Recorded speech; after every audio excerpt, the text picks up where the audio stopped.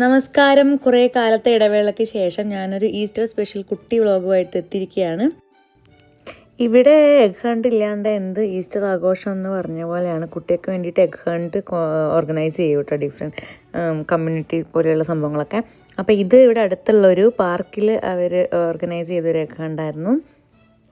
പുറത്തിത്ത ഈ വലിയ ഗ്രൗണ്ടിൽ മുട്ടകളങ്ങ് വെതറിയിട്ട് ഈ കുട്ടികളെല്ലാം പോയി പെറുക്കുക. അതിൻ്റെ ഉള്ളിൽ ഒന്നെങ്കിൽ ക്യാൻഡീസോ അല്ലെങ്കിൽ കുഞ്ഞു കുഞ്ഞു ടോയ്സോ എന്തെങ്കിലുമൊക്കെ ഉണ്ടാവും. ഇതുകൊണ്ട് ഇവർ വിജയശ്രീ ലാളിതരായി തിരിച്ചു വരുന്ന കണ്ടാ കുറേ എഗ്സൊക്കെ കിട്ടിയിട്ടുണ്ട്.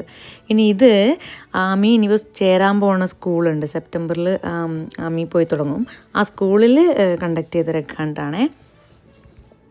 ഇവിടെ കുട്ടികളോട് തന്നെ എഗ് ഹണ്ടിന് വേണ്ടിയിട്ടുള്ള ബാഗ് ഡെക്കറേറ്റ് ചെയ്യാൻ പറയുന്ന ഒരു ആക്ടിവിറ്റി ഉണ്ടായിരുന്നു.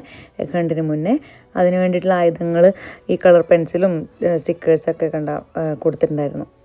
അപ്പോൾ ഇത് ആമിയുടെ ഫ്രണ്ട്സാണ്, ഏവക്കുട്ടി, മീല, പിന്നെ സിദ്ധു. അപ്പോൾ ഇവരെല്ലാം കൂടെ മുട്ടയൊക്കെ പെറുക്കിയതായി ഇരുന്നിട്ട് നമുക്ക് കുറേ എഗ്സൊക്കെ പെറുക്കി സന്തോഷമായിട്ടിരിക്കണ ഇരിപ്പാണ് കാണുന്നത്.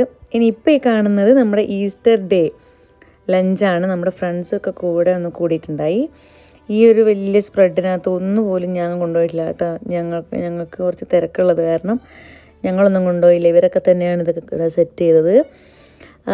നമ്മൾ ലഞ്ചാണ് പ്ലാൻ ചെയ്തതെങ്കിലും അത് കഴിഞ്ഞ് ലഞ്ച് കഴിഞ്ഞ് ചായ ഈവനിങ് ടീ കഴിഞ്ഞ് എന്നിട്ട് ഡിന്നറും കൂടെ കഴിഞ്ഞിട്ടാണ് തിരിച്ചു വന്നത്. അതിനിടയ്ക്ക് ഇങ്ങനെ കോക്ടെയിൽസും മോക്ടെയിൽസൊക്കെ വന്നും പോയും കൊണ്ടിരിക്കണ്ടായിരുന്നു.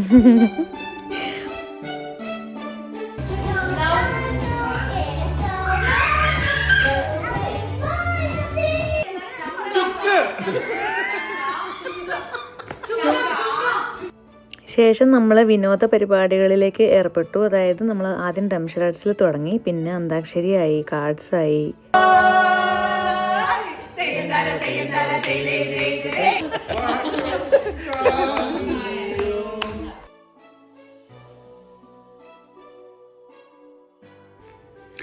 അപ്പോൾ നമ്മുടെ ഈസ്റ്റർ ആഘോഷം ഇവിടെ സമാപിപ്പിക്കുന്നു.